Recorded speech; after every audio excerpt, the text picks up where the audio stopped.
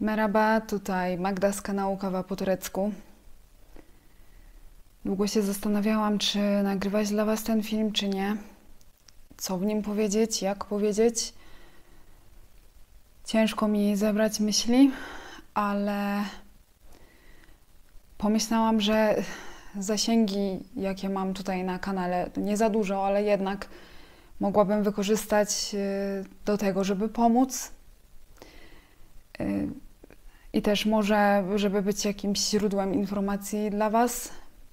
I też po prostu chciałam się do Was odezwać, bo mimo, że dałam znać w różnych miejscach, na karcie społeczność, tutaj na YouTubie, na relacjach, na Facebooku, na Instagramie, to i tak cały czas dostaję od Was mnóstwo wiadomości z pytaniami, czy u nas wszystko w porządku.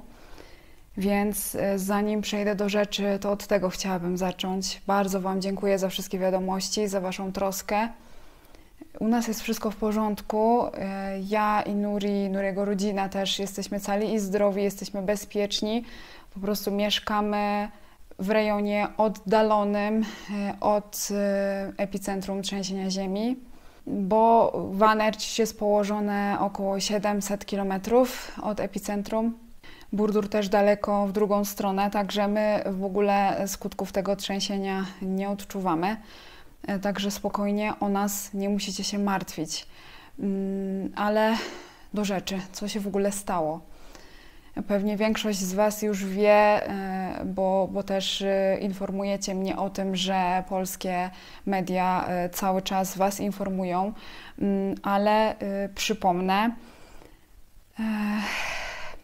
Wczoraj, czyli 6 lutego, miały miejsce w Turcji 2 ogromne trzęsienia ziemi, jeden po drugim. Oba w prowincji Kahramanmaraş. Pierwsze o godzinie 4:17 naszego czasu w miejscowości Pazarcık o sile 7,7, a później następne o godzinie 13:24 naszego czasu również w Kahramanmaraş w miejscowości Elbistan, tym razem 7,6. I wiecie, Turcja to kraj położony tak geograficznie, że tutaj ludzie są przyzwyczajeni do trzęsień ziemi. One bardzo często się pojawiały od zawsze i pojawiać się będą. Natomiast to trzęsienie ziemi szczególnie Turcją wstrząsnęło, dlatego że poniosła za sobą ogromne straty. Jest to trzęsienie ziemi tak duże, jakiego nie było tutaj od 1939 roku. Po pierwsze było bardzo silne w skali Richtera. Tutaj Wam wstawię grafikę z opisem tej skali. Jak możecie zobaczyć, stopień między 7,4 do 8 to jest stopień, gdzie są ogromne zniszczenia. Mało tego, pierwszy raz chyba w historii wydarzyło się coś takiego, żeby w tak krótkim odstępie czasu wydarzyły się 2 tak silne trzęsienia ziemi praktycznie w tym samym miejscu. W dodatku epicentrum było położone bardzo płytko pod ziemią, poniżej 10 km, i trzęsienia ziemi były bardzo długie, trwały ponad minutę. Trzęsienie ziemi jedno i drugie miało miejsce w Kahramanmaraş, ale odczuwalne było też w wielu innych prowincjach. W 10 prowincjach podaje się największe straty. Są to prowincje Kahramanmaraş, Gaziantep, Hatay, Adana, Kilis, Osmaniye, Malatya, Adıyaman, Şanlıurfa, Diyarbakır. Na tą chwilę, czyli godzinę 12 tureckiego czasu 7 lutego, mamy zarejestrowanych 3419 ofiar śmiertelnych, 20 534 osoby ranne i ponad 6000 zawalonych budynków. Oczywiście jestem świadoma tego, że te liczby będą się zmieniać i to w zatrważającym tempie. Ja będę te liczby na bieżąco Wam aktualizować w przypiętym komentarzu i też w opisie pod filmem. Tam zaglądajcie, bo będzie tam podanych dużo różnych informacji ode mnie. Cały czas występują wstrząsy wtórne. Od tego pierwszego dużego wstrząsu wczoraj o 4:17 do teraz zarejestrowano już ponad 300 kolejnych wstrząsów. Więc ziemia cały czas się trzęsie.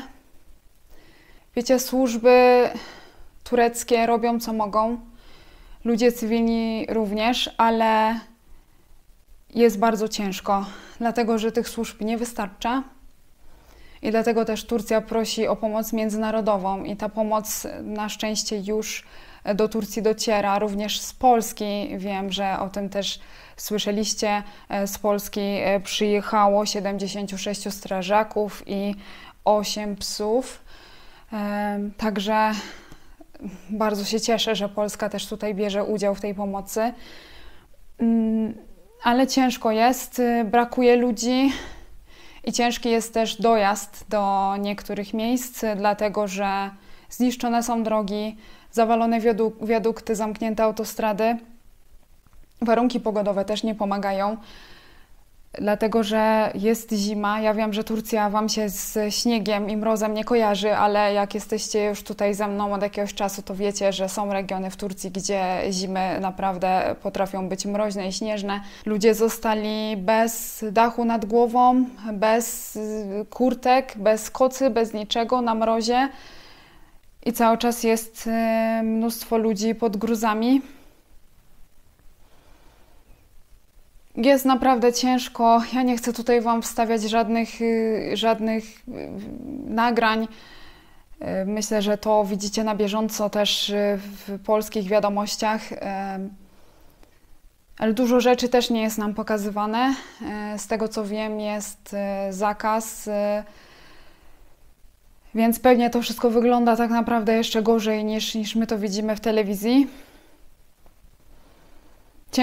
Ciężko mi nawet sobie to wyobrazić.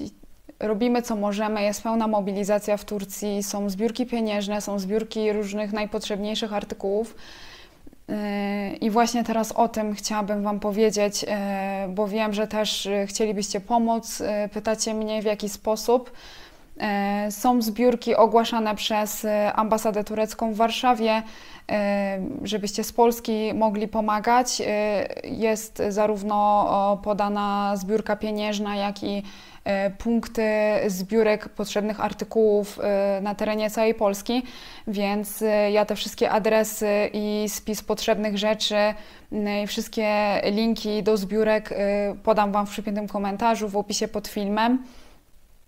Podam też informacje na temat zbiórki pieniężnej dla osób, które są na terenie Turcji. I też jeżeli chodzi o mieszkańców Ercisz, gdzie ja mieszkam, jeżeli ktoś mnie ogląda, chciałby pomóc, to też podam adres, gdzie tutaj organizowana jest zbiórka tych najpotrzebniejszych artykułów. Naprawdę każda pomoc się liczy i jest bardzo potrzebna.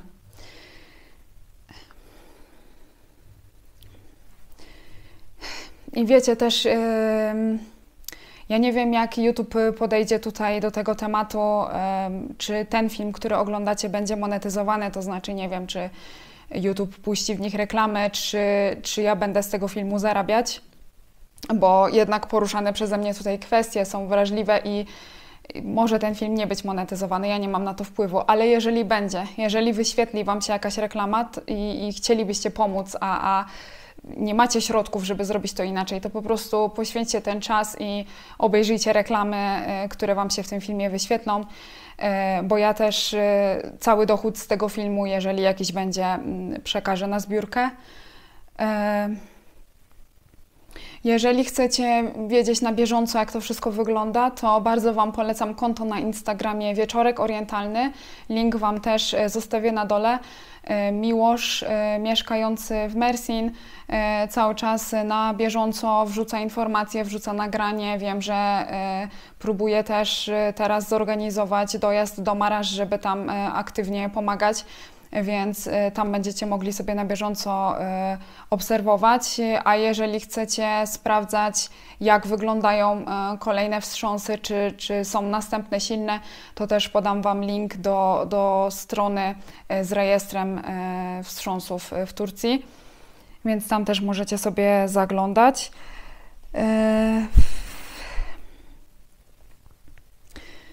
Wiecie, różne emocje mną targają, ale aktualnie jestem po prostu wściekła. Jak zawsze podczas tak silnych trzęsień, bo to nie jest tak, że trzęsienie ziemi zabiło ludzi. Tylko ludzie. Ludzie, którzy wybudowali budynki bez żadnych zabezpieczeń. Ludzie, którzy wydali zgodę na zbudowanie takich budynków. Ludzie, którzy nie zajęli się zabezpieczeniem już powstałych wcześniej źle skonstruowanych budynków. Bo to nie jest tak, że teraz módlmy się, żeby Bóg więcej tutaj nie zesłał trzęsienia ziemi i żeby to się więcej nie stało. Nie. Turcja jest położona w takim regionie, że trzęsienia ziemi były i będą zawsze. Ja Wam wstawię tu teraz grafikę. Zobaczcie, na jak dużym obszarze Turcji jest zagrożenie sejsmiczne. Praktycznie na całym terenie Turcji przechodzą uskoki tektoniczne i trzęsienie ziemi może się zdarzyć w każdej chwili i przynieść różne skutki. I Turcy o tym wiedzą, a mimo to cały czas nie jest zrobione to, co powinno być już dawno, bo mamy przykłady krajów, w których występują równie silne trzęsienia, a nie ciągną za sobą takich skutków, takich strat. Więc kolejny raz mam po prostu nadzieję, że to będzie tym razem wystarczająca lekcja i że coś będzie w tym kierunku zrobione, żeby następnym razem tak to nie wyglądało jak teraz. Bo będą następne razy.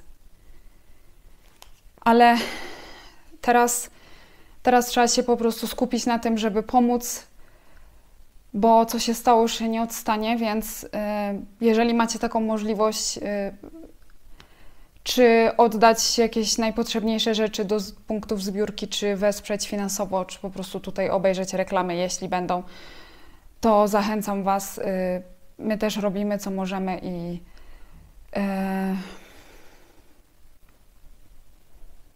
ja tylko mogę teraz powiedzieć, że jestem całym sercem z wszystkimi poszkodowanymi w tym trzęsieniu ziemi i geçmiş olsun Türkiye.